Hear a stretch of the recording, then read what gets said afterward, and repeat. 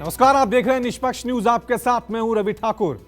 मणिपुर पर संसद से सड़क तक छिड़े सियासी घमासान के बीच विपक्षी गठबंधन इंडिया के 20 सांसद शनिवार को इंडिया जा रहे हैं।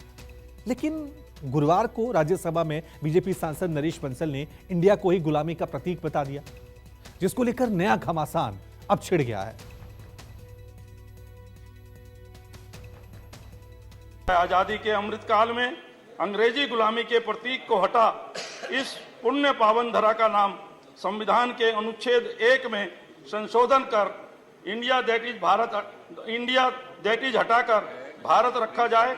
विपक्षी गठबंधन का इंडिया नाम रखना सत्ताधारी खेमे को इस कदर नागवार गुजरा कि वो इंडिया को संविधान से हटाने पर ही उतारू हो गया। बीजेपी सांसद नरेश बंसल ने इंडिया को गुलामी का प्रतीक बता दिया।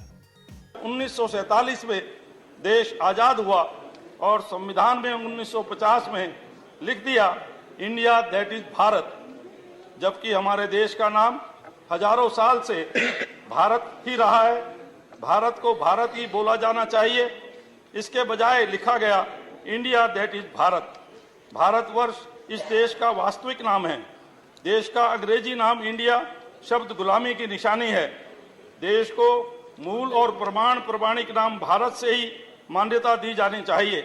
अतः आजादी के अमृतकाल में अंग्रेजी गुलामी के प्रतीक को हटा इस पुण्य पावन धरा का नाम संविधान के अनुच्छेद 1 में संशोधन कर इंडिया दैट इज हटाकर भारत रखा जाए। शनिवार को मणिपुर कूच की तैयारी कर चुके विपक्षी खेमे तक जैसे ही बीजेपी सांसद की ये मांग पहुंची, समूचा विपक्ष आग बबूला हो उठा। नरेश बंसल के बयान पर सत्ता पक्ष और विपक्ष के बीच आर पार की जंग छिड़ गई। देखिए, वो तो मोदी के भक्त हैं, इसलिए उनको मोदी जी सर्वप्रिय है। उनसे देश का नाम से नफरत है, संविधान से नफरत है। उनके लिए मोदी जी सबसे बड़े नाम है। तो यही तो आज की वास्तविक सच्चाई है कि मोदी जी अपने छवि को लेकर आज इतने बेचैन हैं कि आज इंडिया के नाम पर आज वो आक्रमण कर रहे हैं, देश के नाम पर वो आक्रमण कर रहे हैं, देश के नाम को अपमान कर रहे हैं। और मणिपुर को लोगों को जो सच्चाई दिखानी चाहिए, उनकी जो भूल हुई है, गलतियां हुई हैं, कबूल करने की जो साहस होना चाहिए, आज वो दिखा नहीं पा रहे। हमारे प्रधानमंत्री ने कहा digital India, make in India, startup India, तो क्या वो भारत के खिलाफ था? बीजेपी के ट्विटर हैंडल पे लिखा हुआ है बीजेपी फॉर इंडिया, तो क्या बीजेपी फॉर इंडिया जो लिखा हुआ है, क्या ये अंग्रेजों का संगठन है भारतीय जनता पार्टी? ये सारा सवाल उठता है। Government of India, prime minister of India अब कह रहे हैं कॉन्स्टिट्यूशन से ही इंडिया हटा दो। इतने डरे हुए हैं लोग। जब से टीम इंडिया का गठन हुआ है 26 राजनीतिक दलों का, इतना बौखला गए हैं, आए दिन इंडिया को गाली दे रहे हैं प्रधानमंत्री। कल जब चर्चा हो रही थी बिल पे और मैं बोला उसमें, तो जो हंगामा हो रहा था, तो मैंने सुना कि कांग्रेस के लोग कह रहे थे जीतेगा वे जीतेगा, भारत जीतेगा, जीतेगा वे जीतेगा, भारत जीतेगा। तो ये प्रश्न उनसे करो कि क्या इंडिया पे अभी वो वहीं खड़े हैं या हट के भारत पे आ गए हैं। पहली बात तो ये। दूसरा, जो लोग बोलने वाले हैं इंडिया और भारत पे, उनसे ये डिबेट होनी चाहिए लंबे कि भारत नाम कहाँ पड़ा, शकुंतला कौन थी, दुष्यंत कौन थे, राजा भारत कौन था। मेरी लोकसभा में पड़ता वो हस्तिनापुर, वहाँ से इसकी उत्पत्ति हुई है। इंडिया शब्द कहाँ से आया, इंडस नदी कौन सी थी, विदेश के किस लोगों ने इंडस नदी की वजह से इंडिया शुरुआत करी। जिस दिन से विपक्षी गठबंधन ने इंडिया नाम रखा, ऐसा कोई दिन नहीं गुजरा जब सत्ता पक्ष ने इस नाम को लेकर विपक्ष पर हमला ना किया हो। खुद पीएम मोदी ने इंडिया के साथ ईस्ट इंडिया, इंडियन मुजाहिदीन और पॉपुलर फ्रंट ऑफ इंडिया का जिक्र किया। फर्जी कंपनियों की तर्ज पर काम करने वाली जमात बता दिया। नाम बदल करके लोगों को मूर्ख बना करके अपना धंधा पानी चलाने की कोशिश करते हैं। कांग्रेस और उसके साथियों की जमात ऐसी फ्रॉड कंपनियों की नकल कर रही है। यूपीए के कुकर्म लोगों को याद ना आए, इसलिए इन्होंने अपना नाम यूपीए से बदलकर INDIA कर दिया। ऑपोजिशन अलायंस ने बहुत सुंदर नाम चुना।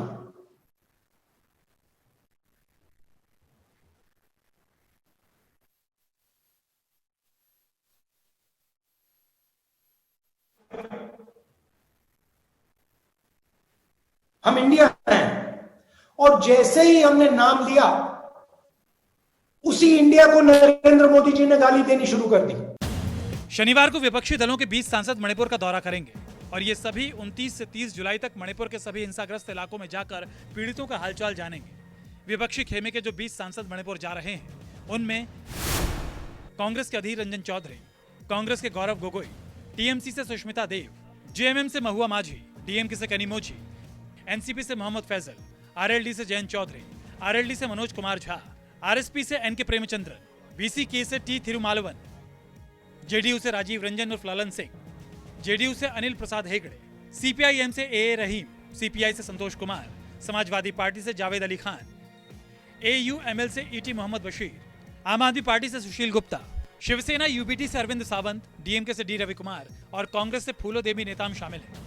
कहा जा रहा है कि ये सभी विपक्षी सांसद हिंसा प्रभावित इलाकों का दौरा करने के बाद राज्यपाल से भी मुलाकात कर सकते हैं। इधर मणिपुर मामले पर सुप्रीम कोर्ट में होने वाली सुनवाई सीजेआई की तबीयत खराब होने की वजह से शुक्रवार को नहीं हो सकी। गुरुवार को केंद्रीय गृह मंत्री ने सुप्रीम कोर्ट में एफिडेविट दाखिल कर बताया कि मणिपुर में महिलाओं को निर्वस्त्र घुमाने के मामले की जांच सीबीआई को सौंप दी गई है और इस मामले में 7 लोगों को गिरफ्तार किया जा चुका है। गृह मंत्रालय ने कोर्ट से इस मामले की सुनवाई मणिपुर से बाहर ट्रांसफर करने की अपील की है। कुमार गौरव और प्रभाकर मिश्रा के साथ रमन कुमार, दिल्ली, न्यूज 24। लोकसभा में अविश्वास प्रस्ताव का नोटिस होने के बाद भी सरकार ने दोनों सदनों में आनन फानन में कई बिल पास करा लिया है, जिसको लेकर विपक्ष ने सख्त एतराज जताया है। विपक्ष ने इसे संसदीय परंपरा और लोकतंत्र के खिलाफ बताया है।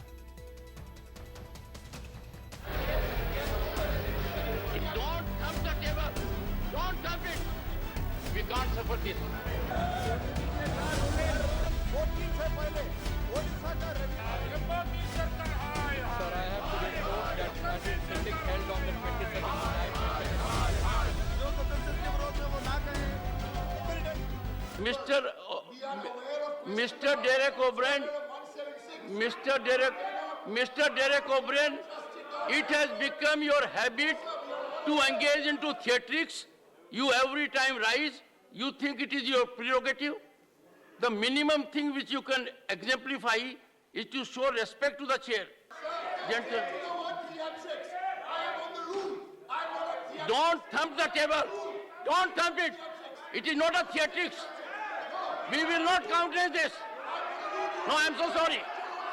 No, I will call the leaders.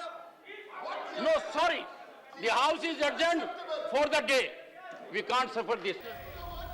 TMC सांसद का मेज पर हाथ मारना सभापति के बर्दाश्त के बाहर हो। Don't thump it. It is not a theatrics. We will not countenance this. No, I am so sorry. No. महज 27 मिनट के भीतर ही राज्यसभा की कार्यवाही सोमवार तक के लिए स्थगित The house is adjourned for the day. We can't suffer this. And to meet on Monday, the 31st July at 11 a.m. हालांकि विपक्षी दलों का हंगामा लोकसभा में भी जारी रहा। प्रश्नकाल के दौरान विपक्षी सांसद नारेबाजी करते रहे। निर्णय के पक्ष में हुआ। नियम के अनुसार 10 दिन समय है।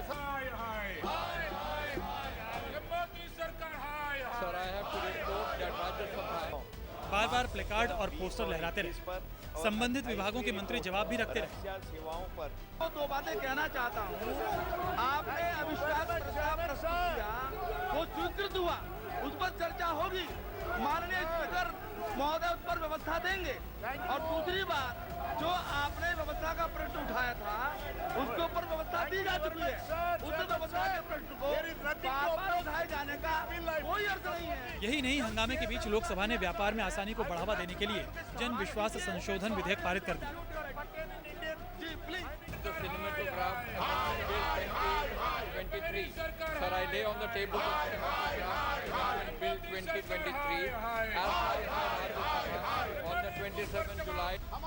शोर शराबे के साथ खान और खनिज विकास और विनिमय संशोधन विधेयक 2023 भी ध्वनिमत से पारित हो गया। सभा की कार्यवाही सोमवार दिनांक 31 जुलाई 2023 को प्रातः 11 बजे तक के लिए स्थगित की जाती है। गुरुवार को भी रुक रुक कर चली संसद की कार्यवाही के दौरान सरकार ने लोकसभा में 2 बिल और राज्यसभा में 1 बिल पास करा लिया। के पास नंबर है, ऐसे वो समझते हैं तो तुरंत हमारा बिल निरस्त करने दो, हमारा बिल पास करने दो। कांग्रेस समेत तमाम विपक्षी दलों ने आनन फानन में बिल पास कराने पर सख्त ऐतराज जताया है। विपक्षी दलों का सवाल है कि जब जब सरकार के खिलाफ अविश्वास प्रस्ताव पेंडिंग है तो ऐसे में विधायी कार्य कैसे कराया जा सकता